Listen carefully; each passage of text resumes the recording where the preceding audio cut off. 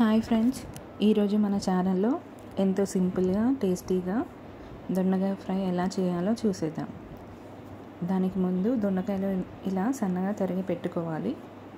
ఒక గిన్నెలో oil heat అయ్యాక అందులో కొంచెం జీలకర్ర, మెంతులు, ఆవాలు, 2 రెమ్మల కరివేపాకు, వెల్లుల్లి పేస్ట్ వేసుకొని బాగా మిక్స్ చేయాలి. దాని తర్వాత అందులో ఒక సన్నగా తరిగి పెట్టుకున్న ఆనియన్ ముక్కల్ని వేసి బాగా కలపాలి. తర్వాత అందులో 1 టీ స్పూన్ అల్లం, 1 టీ స్పూన్ పసుపు వేసి బాగా కలపాలి. ఒకసారి అన్నీ బాగా మిక్స్ అయ్యాక అందులో మనం ముందుగా కట్ చేసి పెట్టుకున్న దొండకాయ ముక్కల్ని వేయాలి.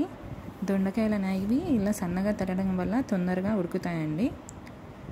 ఒక 2 మినిట్స్ దొండకాయలని ఇలా ఫ్రై చేసుకోవాలి అడుగంటకుండా. ఆ తర్వాత ఒక 10 మినిట్స్ మూత పెట్టి ఉడికించుకోవాలి. ఇలా మూత పెట్టి ఉడికించాక దొండకాయలు మళ్ళీ అడుగంటకుండా బాగా కలుపుకోవాలి. ఒక 5 మినిట్స్ మళ్ళీ ఉడికించాక దొండకాయలు ఇలా ఫ్రై అవుతాయండి. ఆల్మోస్ట్ రెడీ అయిపోయినట్టే. దానిలో రుచికి సరిపడా కారం, ఉప్పు వేసి బాగా మిక్స్ చేసుకోవాలి. ఇలా దొండకాయల్ని బాగా మిక్స్ చేసుకున్నాక ఒక 2 మినిట్స్ ఉడకనివ్వాలి.